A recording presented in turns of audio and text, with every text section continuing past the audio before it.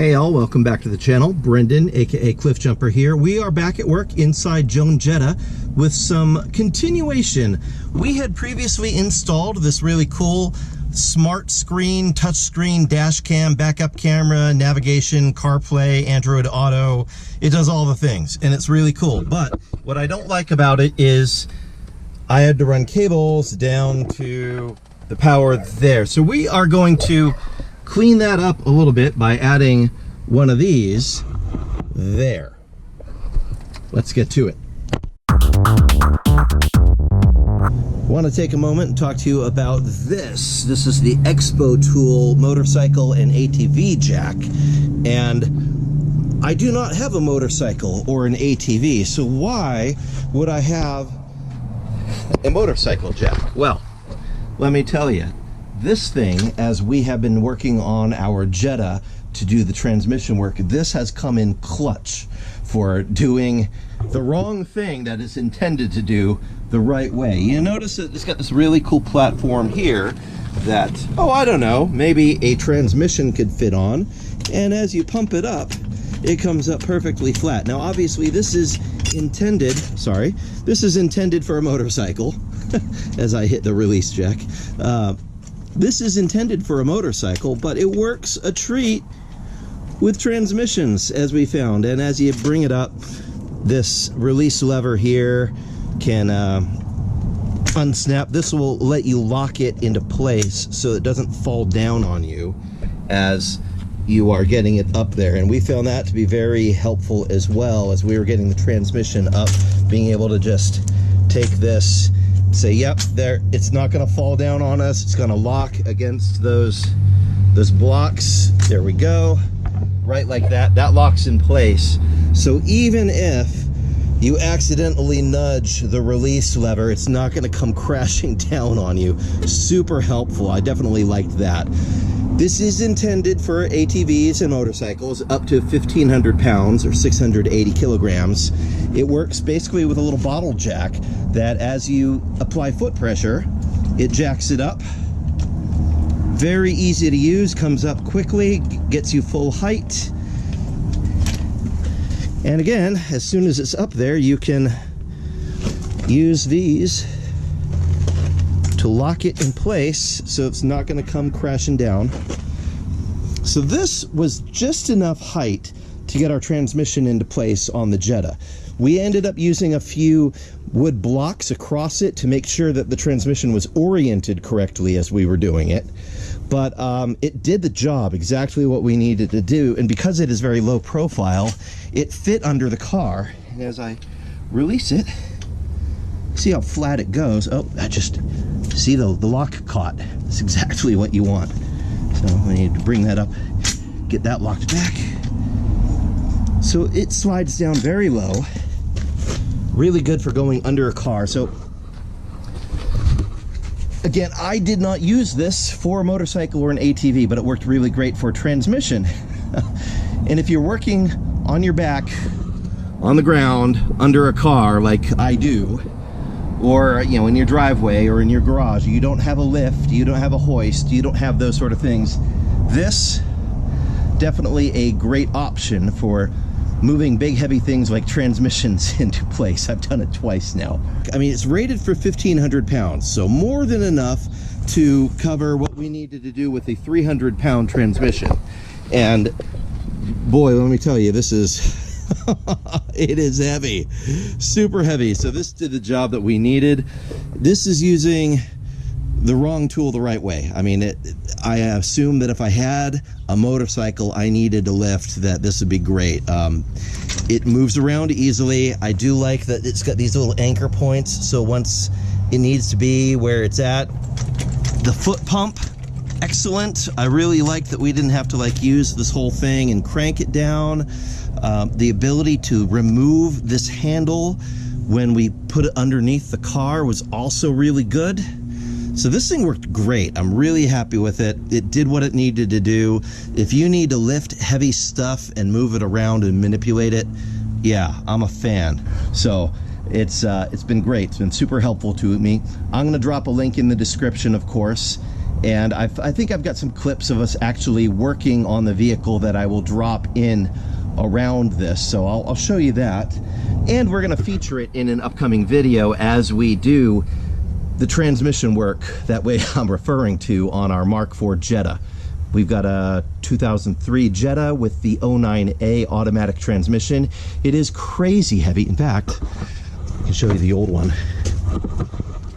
This is the old transmission that is super heavy and awful. And yeah, some of my American car people are going to go look at that and go, that's not a heavy transmission. Well, in my world it is.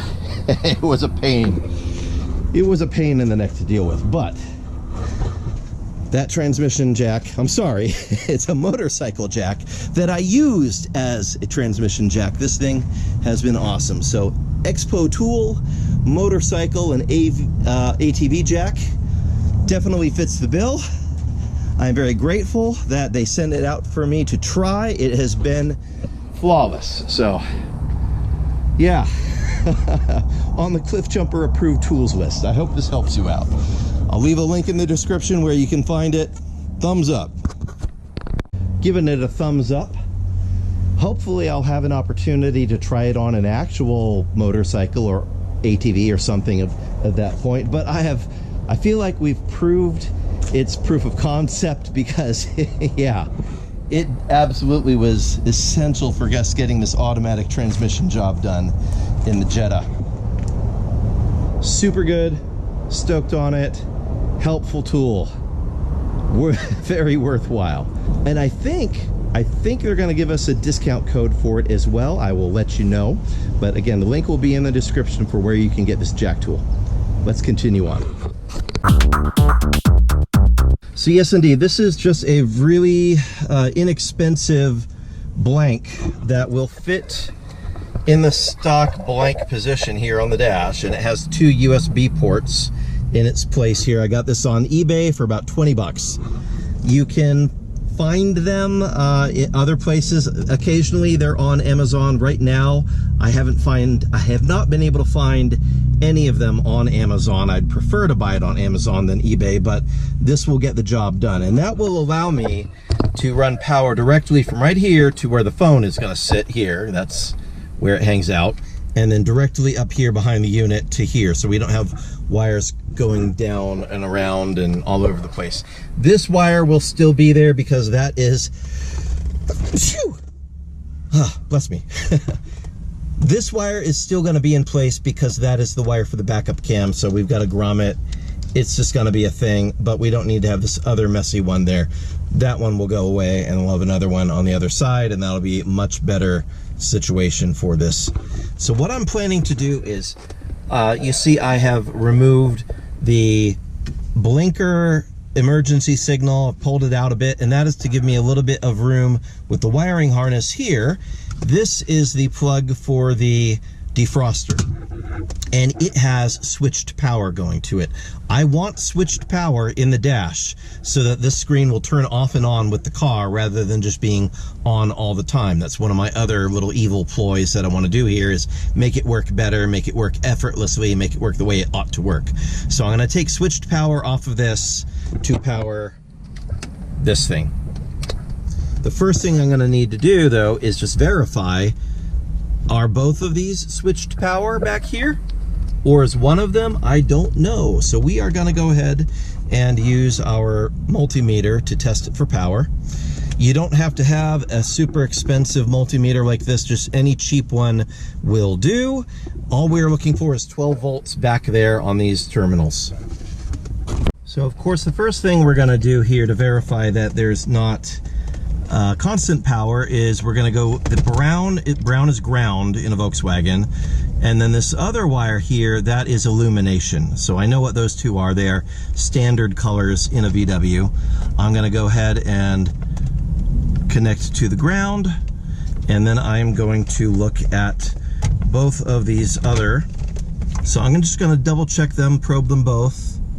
I've got 0 and I've got 0. So now I'm going to go ahead and turn the ignition on and double check. Go ahead and this other stuff here. So checking now with the ignition on, I have 12 volts. 12 volts right here. This is our switched power, this one. So that is where we are going to take power from, right here.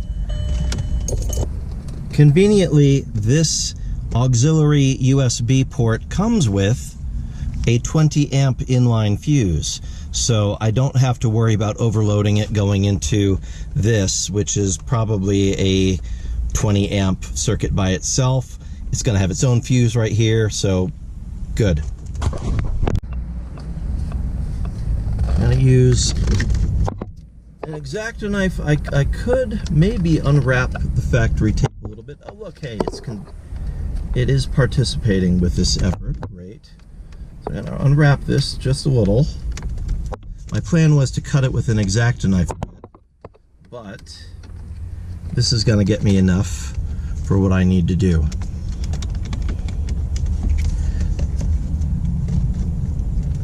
Now I could use a vampire clip on here, something along the lines of this, to tee into it, but I think that might interrupt too much of the actual power in this wire, so I don't want to necessarily do that. Instead, I'm actually just going to scrape away a little bit of the insulation, tin it, and I'm going to solder right onto it, and then I will protect it with some liquid tape. And I will do likewise with our ground. I'm going to use a little bit of flux. I've shaved away a little bit of the insulation. A little flux to clean it in both spots. That's going to give a place for the solder to stick nicely. And we're going to tin those areas.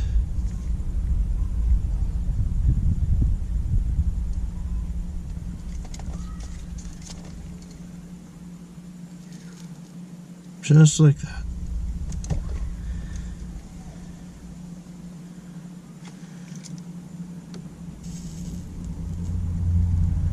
There we go.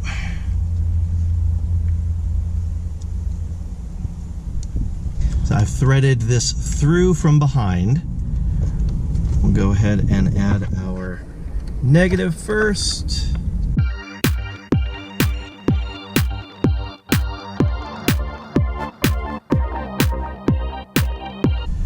And we'll put some liquid tape on that to secure it. And this can go farther down in there as well.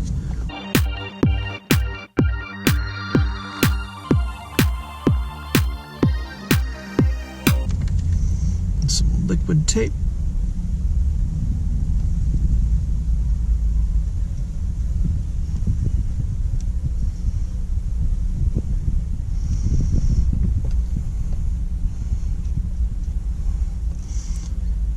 And I will also add some cloth electrical tape on that.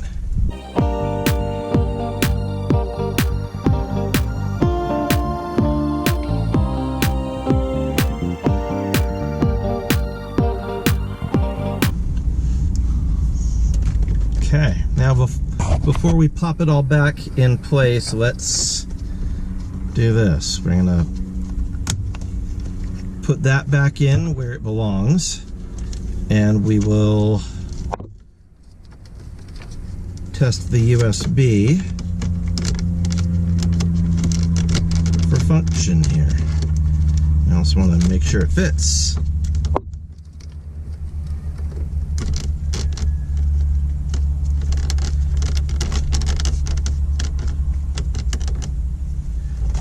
Fit is honestly not that great here. Supposed to be for a Mark IV, and it's the right general shape, but it's kind of iffy. Anyway, let's see if there's power. So I'm going to go ahead and plug in the screen, fire it up, see what happens. So we have illumination here, and this is coming on. So that's good.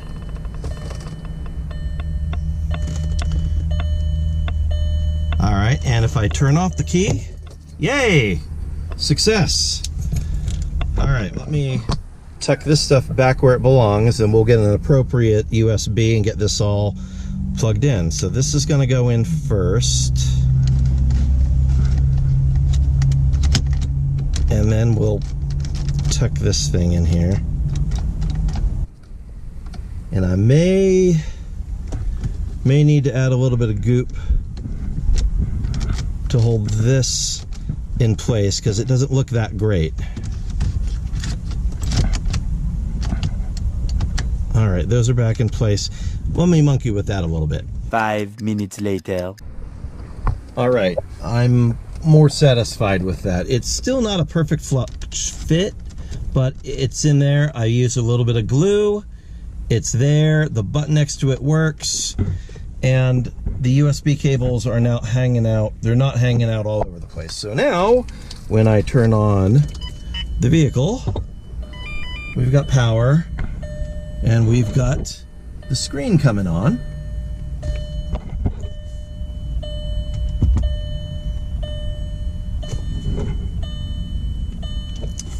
I will mute that.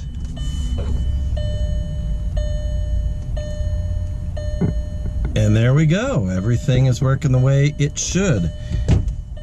We've got, of course, our backup camera. Fantastic. All right. Mischief managed.